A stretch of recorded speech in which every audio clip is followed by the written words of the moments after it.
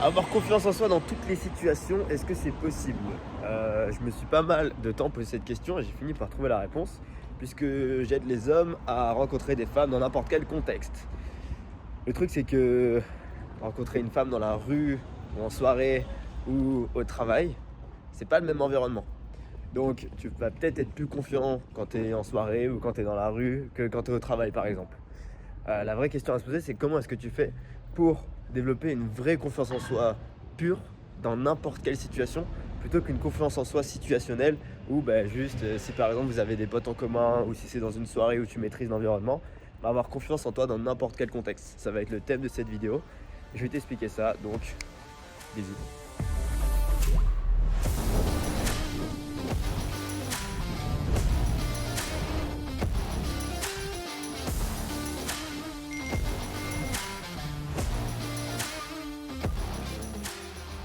Comment je peux t'aider aujourd'hui? Si je fais du game, c'est parce que je raisonne avec ce que tu dis, c'est parce que c'est pas seulement un moyen d'avoir des meufs, mais de changer son identité. Ouais, Et et enfin, je suis un peu perdu du coup, enfin, parce que je me dis que si je continue comme ça, être comme ça dans ma vie de tous les jours, ouais, ça aura forcément des impacts sur le game, tu vois, parce que je suis vraiment le mec, le cliché du mec timide qui est tout seul, qui mange tout seul et tout. C'est un petit peu dérangeant, je trouve. qu'est-ce que tu as fait pour régler ça? Les années précédentes, j'ai essayé de parler aux gens, mais je trouvais ça vraiment hyper gênant, donc j'ai arrêté, mais je sais qu'il faut quand même le faire. Du coup, pas trop comment faire. Ah, pourquoi tu le fais pas? Enfin, je pourrais essayer de le faire, mais je vois que ça marche pas, donc je me suis dit que peut-être tu aurais des conseils pour un truc bien à faire. Enfin, je sais pas ce que tu aurais fait dans mon cas. Pourquoi ça marche pas? Comment tu sais que ça marche pas si t'as pas essayé? J'ai essayé l'année précédente, mais c'est vrai que j'avais souvent des conversations où j'avais pas trop de choses à dire. Ça a toujours marché quand t'as abordé des meufs? Non, ça a pas toujours marché. Donc du coup t'as abandonné? Non, Alors qu'est-ce que t'as fait? j'ai continué, Et t'as juste continué? T'as fait les choses différemment. j'ai continué. Et du coup, pourquoi tu fais pas pareil? Je pense que c'est parce que il y a une notion de conséquence. C'est un environnement où je revois les gens. Et Yes. les meufs, je peux potentiellement ne pas les revoir. Enfin, c'est même ce qui me motive à y aller, quoi. Je les revois jamais, quoi. Ok. Parce que tu l'as fait l'année dernière? C'était quoi les conséquences? Les gens te détestent? C'est pas vraiment. Qu'est-ce qui t'empêche de le faire? D'aller parler aux gens. Je sais pas, peut-être, je sais pas. T'as peur? Ouais, voilà, c'est ça, mais je sais que c'est pas une vraie excuse. Donc, je suis en train de. En fait, t'as dit un truc qui était intéressant tout à l'heure. T'as dit que tu veux changer ton identité. Hmm. Si, je vais écrire comme ça. Genre, si on prend ton identité, en fait, ton identité, c'est simplement un ensemble d'actions. Par exemple, je suis un sportif, j'ai l'identité d'un sportif. Donc, quand je vais me lever le matin, je vais enfiler mes chaussures de sport et je vais à la salle de sport, tu vois. Si j'ai l'identité d'un gros lard, dès que je vais rentrer chez moi, je vais me commander un McDo et je vais manger un McDo. Donc, si tu veux changer ton identité, il faut que tu arrives à changer tes actions. Le truc, c'est que à l'heure actuelle, tu as réussi à changer ton identité quand tu es dans la rue et avec certaines personnes parce que tu effectues des actions qui sont différentes. Donc du coup, tu as eu un changement d'identité où tu es capable d'aller voir des filles dans la rue et d'aller leur parler quand tu es avec tes wings. Sauf que le problème, c'est que tu arrives à faire ça seulement dans un certain environnement. C'est-à-dire que dès que tu sors de cet environnement dans la rue avec tes wings, t'effectues plus les mêmes actions qui sont à l'origine de ton identité. Donc, ce qui s'est passé, c'est que on t'a mis dans un environnement qui est différent, et dans cet environnement qui est différent, t'as décidé de plus prendre les mêmes actions. Donc, du coup, tu perds ton identité. Et le problème est intervenu quand tu t'es dit que ça allait être aussi facile pour toi et t'allais pas avoir enfin, t'allais avoir le même niveau, t'allais être aussi à l'aise en day game que en cours. Sauf que c'est une illusion de penser ça, et c'est pas le cas.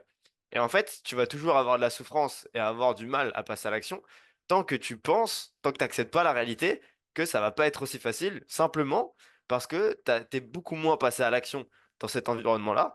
Donc du coup, tu as peur. Parce que c'est tout le temps la même chose, la peur que tu vas ressentir. Du coup, quand tu arrives à la rentrée scolaire et que tu parles avec personne, et que tu te mets dans ton coin et que tu manges dans ton coin seul, t'effectues pas les actions d'un mec qui a l'identité de quelqu'un de sociable.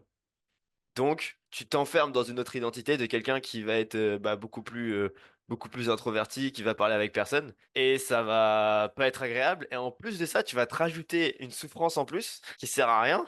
Genre, tu vas te rajouter un fardeau ici, et tu vas dire, oui, mais quand je suis dans la rue, j'y arrive beaucoup mieux. Et du coup, tu vas avoir un système de compensation où tu vas dire, il faut absolument que je sorte, il faut absolument que j'aille dans la rue, pourquoi ça se passe comme ça?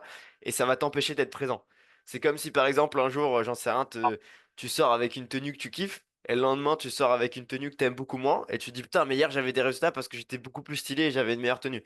Et en fait, tu te donnes une condition à ton succès qui est une illusion et qui est fausse, simplement parce que tu ne veux pas accepter la réalité que si tu n'effectues pas les mêmes actions qui t'ont permis d'obtenir cette identité dans cet environnement, eh ben, tu ne vas pas transposer cette identité ici.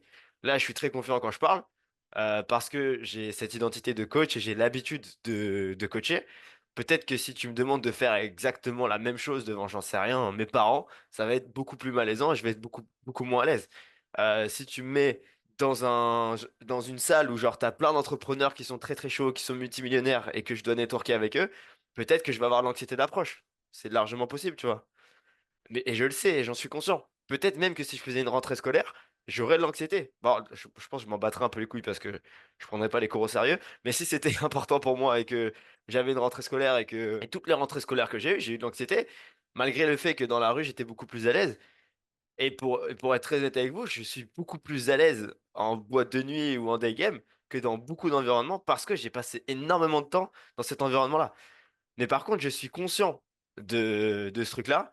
Et du coup, je veux développer ce qu'on appelle, j'aurais pas la traduction en anglais et je déteste faire ça, ça m'énerve les gens qui cassent les couilles, mais genre une inner confidence et pas une situational confidence. J'ai pas la traduction. Du coup, je vous la donne en anglais, bah les steaks.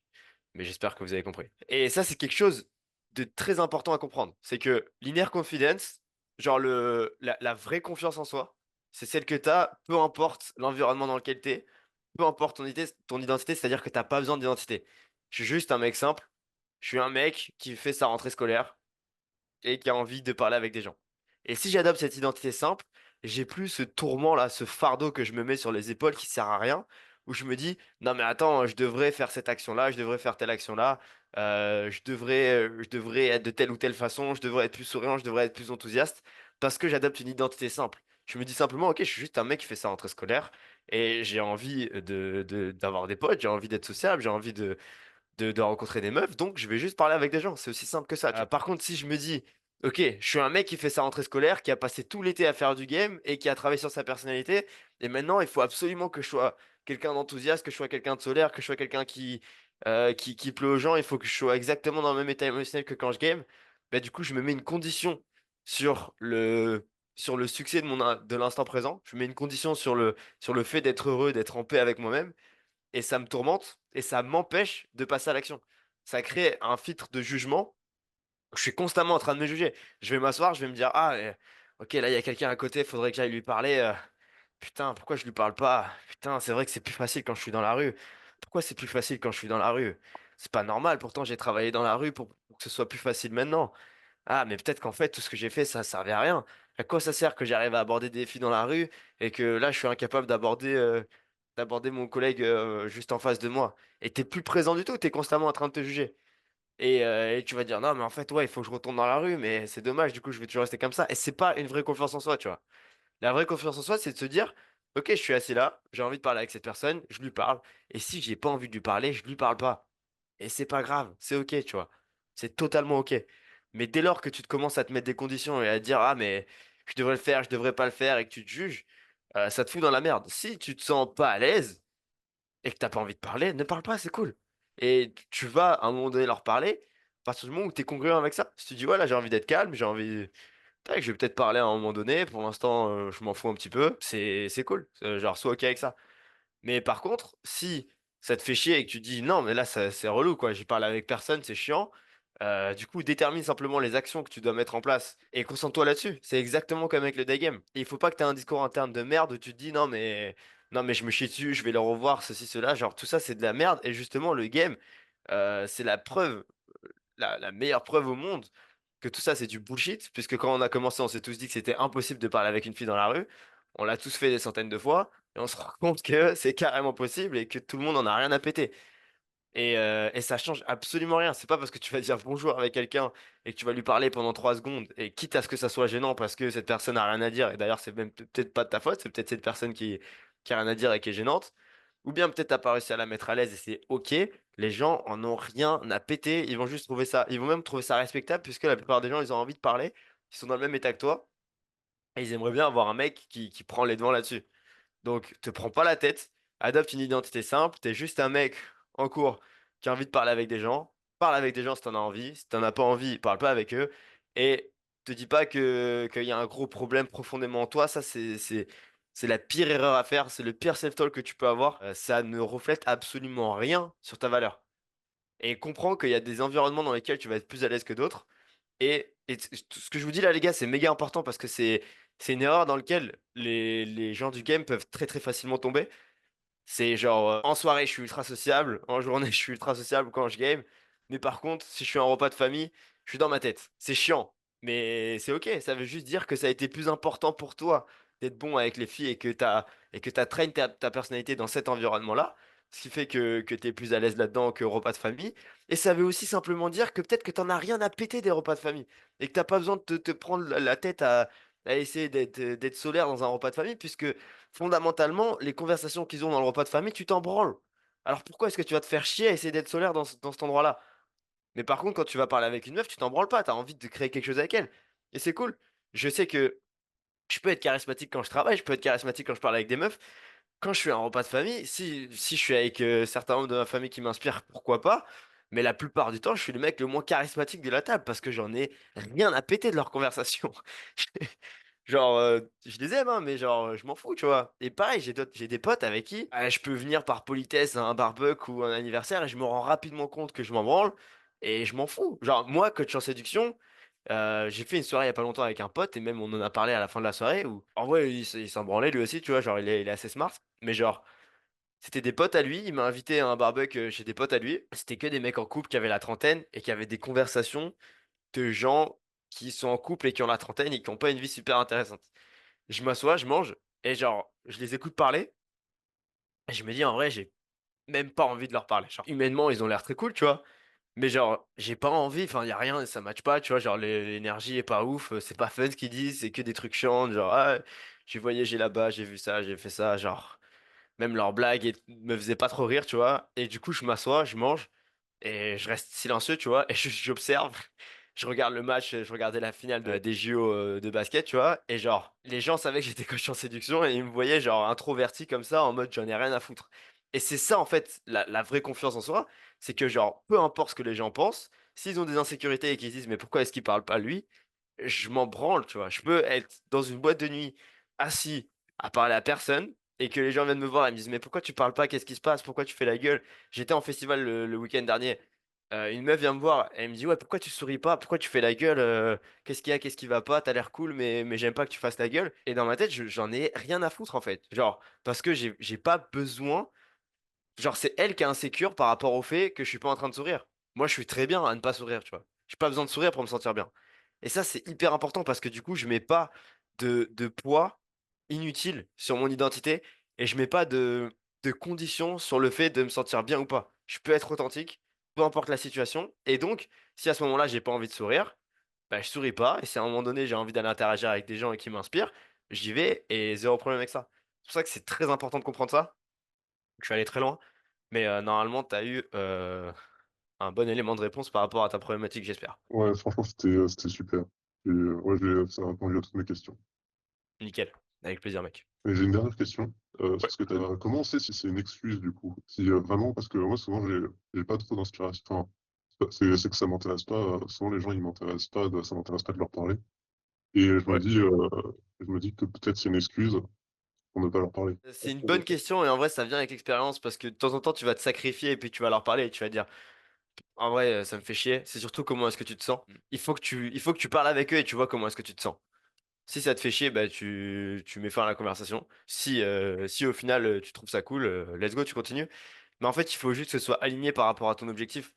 Et si, genre là, mon objectif c'était juste de manger et de passer un bon moment, et je sais que parler avec eux va pas m'aider à passer un meilleur moment, et que je passerai un meilleur moment à juste regarder la finale des JO et de manger tranquillement mon barbecue. Et du coup, tu vois, je me prends pas la tête par rapport au jugement, la pression sociale ou quoi que ce soit, je m'en fous. Donc c'est juste qu'il faut que ce soit aligné par rapport à ce que tu essaies de faire. Si je me dis je vais sortir et je vais game et que je parle à personne, là je sais que c'est parce que je me chie dessus. Parce que c'est aligné le fait que je sorte. J'avais envie de sortir. Je me retrouve dans cette boîte à ce moment-là. Et une fois que je suis dans la boîte, je me dis non mais j'ai envie de parler à personne. Non, tu juste t'as peur frère. Et si Si là, quand t'es dans ta chambre, tu te dis, j'ai envie de.